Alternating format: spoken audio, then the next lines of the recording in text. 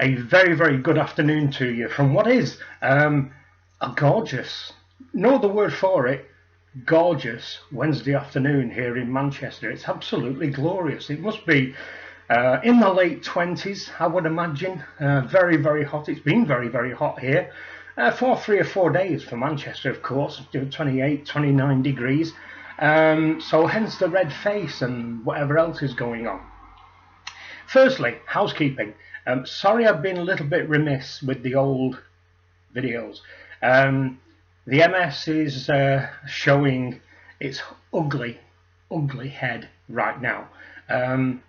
Not being well at all. But we're not here to talk about that. It's a watch video, and I know that's kind of rare these days, but it's something that really came to the fore because I ventured out of the old homestead over the weekend, and I found myself in one of my favoritist places in all the world, Chester. Fine city of Chester with its great Roman history, Roman relics all over the place. You can walk the city walls and still see what's left of the Colosseum type building that was there, the arena that was there. Now the reason for the video really is to ask you a question, get your feedback on what kind of struck me as something which should be being assessed by those who sell wristwatches. Now, I'm a great believer that all this coronavirus nonsense is indeed nonsense. Like most people I come across, whether they are believers in the coronavirus or not, I don't know anyone who's had symptoms. I don't know anyone who's been very ill with symptoms, and I don't know anyone who's died of coronavirus. Now, talking about myself, I have asthma, as a lot of the old guard will know. So I was a prime candidate to get this thing. And I think perhaps on my first video back, I think I said that I was on self-lockdown until the end of June. Well, that time came and went, and I'm perfectly well as I can be these days. But the fallout from this coronavirus nonsense is because people have been on lockdown and been on furlough and things like that. People are hesitant, let me say, to go back to work because they've basically been on paid holidays. So you know what it's like when you've been on a long weekend. It's hard to get yourself motivated on the Sunday evening if it's been a long weekend, including Friday perhaps, or it's a bank holiday Monday, so you've had Saturday, Sunday and Monday off, and you can't get back to work in the swing for a Tuesday morning. Well, people have been off work for 5 months. So what is actually happening globally, this is not just Britain, of course, is that Britain is just an example of what is now going to happen. We are going to go into the largest recessionary time since the 1920s/30s, and the thinking kind of is that those days of the 20s and 30s are going to seem like good days compared to what we're going into now. Now the reason for that, of course, is a lot of the lockdown affected people both in big businesses, but more importantly the small businesses, the small businessmen who'd fought tooth and nail to keep their businesses going, and all of a sudden perhaps they were seeing a little bit of profit and a little bit of money in the bank, and then the government said to them, I'm sorry, you've got to shut down. Well, they shut down for 5-6 months, and now they're coming back to nothing because the business has gone. So what's that got to do with what I want to talk about today? Well, as I say, in the glorious city of Chester, I don't really go watch shopping anymore. Now, yeah, I know I bought the Planet Ocean. I know, but that was kind of because it was a bit like hen's teeth and a unicorn horn and all that kind of thing. And I had a quick look around. Now, there are a few small independent jewellers in Chester that I always used to like looking in the window of. Now, they have all closed down, so the only people who are left are the bigger chains. There's a company here in Britain called H. Samuel.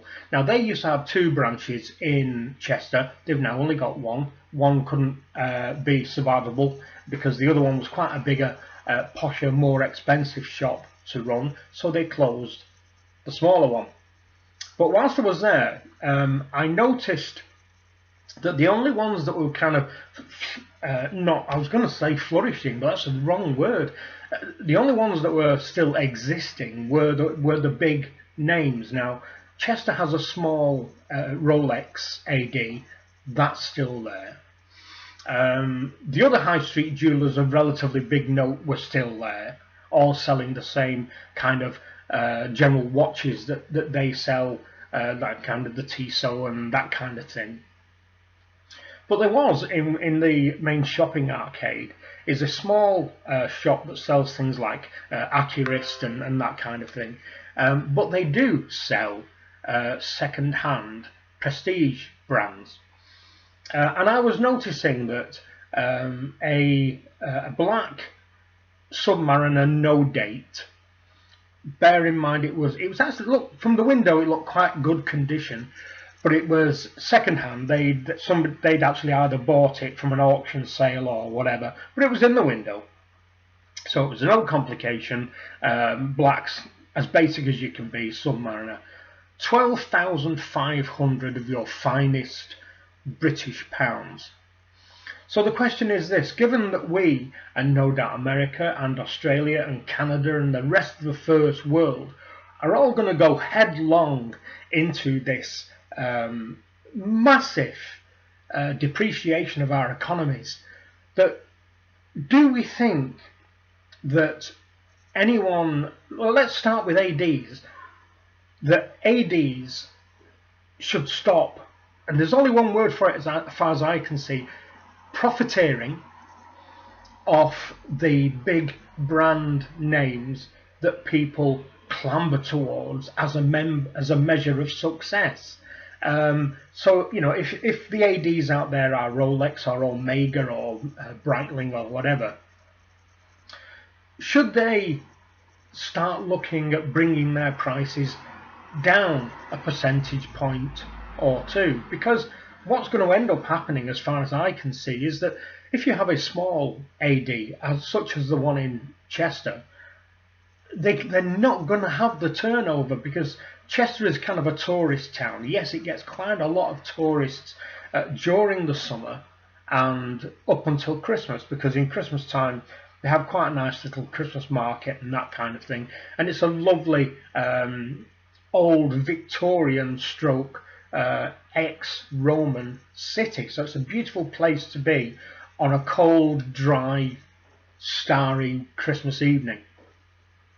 So if they keep their prices as they are, I can potentially see that they may well suffer the consequences of not adjusting their price list accordingly. If a number of ADs go to Rolex and say, look, times are hard, you know, we're actually not, we're perhaps getting foot flow, but it's not as we knew it. And if they're in a tourist town like Chester, they will only get the foot flow from about Easter time, so April maybe, when Easter falls these days, through till Christmas. So you've got maybe 9 trading months, good trading months. I mean, I'll go outside that town, but because for me, Chester's only an hour away.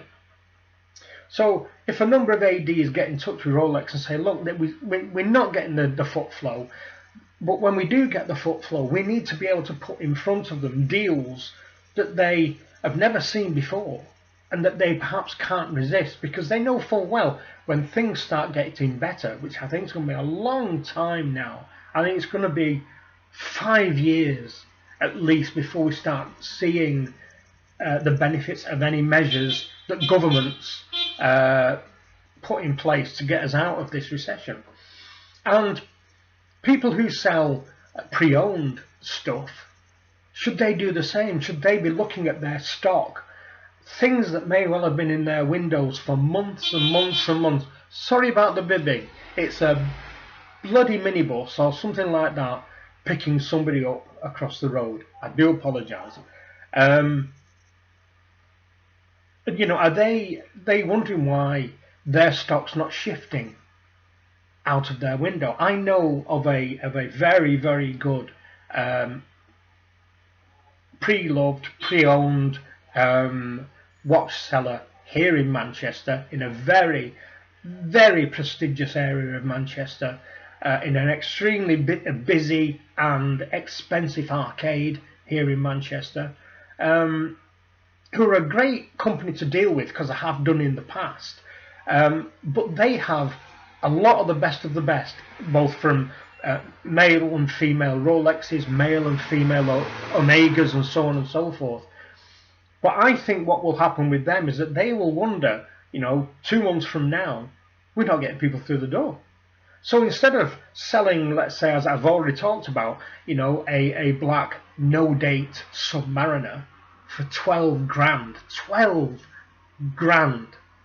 they're going to have to bring it down. And obviously that's going to trickle down, because that's going to be, if anybody goes in wanting to sell their pre-loved piece to a dealer like this, they're not going to be able to offer as much. So it's going to be a trickle down effect. But if they ever want to move that stock, they're going to have to bring the prices down. And if they don't, what is going to happen is what's happening all around the UK at the moment. You're going to have storefronts that are shuttered up and never likely to be reopened. So I suppose the question is to you, what do you think about this idea? I mean, to us, I guess, it's a good thing, because if we have kind of saved up a little bit and we've thought to ourselves, well, this might happen, so what I'll do, I'll hang on to my savings, and then if the prices do come down, I'll then jump in the pond and buy something that I want. So maybe these hard times maybe put in a position where it'll put us, the buyer of pre-owned stuff, in a better position. But overall, I think what we've got to look at is the well-being of pre-owned sellers, because if they don't reduce their prices, they're not going to be there in the future for people like us to buy pre-owned stuff from at a price we couldn't get it from anywhere else. So I think there's a lot of things going on here, and I think what will happen is maybe a lot of stores will kind of think, well, I'm going to hang on to my price list at this point. I'm going to hang on, see if things get better. I'm going to hang on. But I don't really think that things are going to get better very quickly. And I think a lot of these people, especially the one that I'm referring to in Chester, might find themselves not moving the 4 or 5 prestige pieces that they've got in their window if they don't knock 1,500 quid or so off their prices. But of course, as I said before, that will have to trickle down to the people who are selling the pieces to them. So let me know what you think about this. Is this happening where you are? If you're in the States, is it happening there? I mean, when I 2 years ago, I think it was now, I was in Manhattan, and on Fifth Avenue there was a lovely jeweller's there, and none of the watches in the window had a price. So it's one of those things, of course, if you have to ask, you can't afford it. It's that kind of thing. But, the question, if you live in Manhattan, is this happening? Are you finding this is happening? Are you finding that small dealers that used to sell pre-owned, pre-loved pieces are no longer there? Is that what you're finding?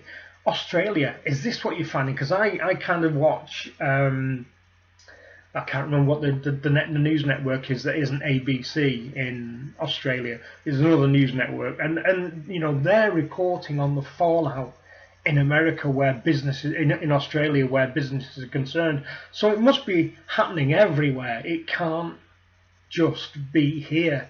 And I think this is not short term. What's coming next is not short term, because people who had jobs 6 months ago perhaps will not have a job now, or maybe they're going to go back to their job, and their employer is going to say, look, we haven't got the flow of cash, so your paycheck is coming down.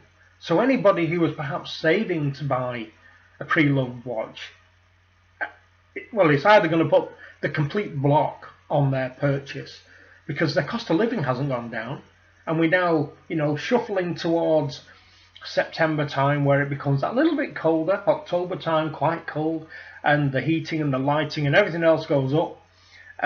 So what's happening in your neck of the woods? Are you kind of with me on what's going on here? So my feeling is that any and all dealers, including authorized dealers, need to bring their prices down just a little bit. We all know that Rolex especially profiteer, and they're doing that at the moment, of course, on the Batman and on the Hulk. I read something the other day that waiting time for a Hulk now is 7 to 8 years for a new one. How's that even possible?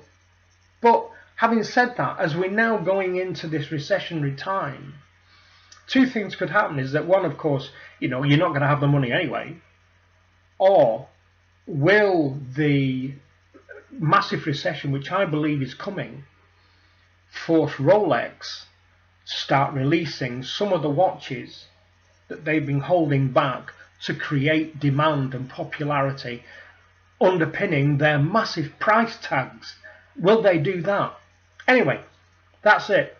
Let me know what you think. Let me know what's happening where you are. Let me know what you think. I can't see there not being a huge recession coming for us all here in the Western world. I just can't see it happening. And I can see that the money everywhere is going to become so hard now to actually come by, save for. People won't be having holidays because they'll be on either short hours or even shorter money, that kind of thing. But let me know what you think, and if you've got any solutions to this kind of thing, drop me a note down below, as always. I say sorry that I've been a little bit remiss about making these. I am getting worse and worse as weeks go by. Things are going worse, but hey, that's not your problem, that's mine. I'm sure that over time you will start to notice symptoms with me this side of the camera. So that's it for now, people. Please let me know what you think. Please let me know any solutions you might have, what experiences you might have had, whether you've been Preloved watch shopping and you're thinking, wow, it's so expensive for what it is. So that's it. Thank you very much indeed for watching, and I'll speak to you again soon. Bye bye.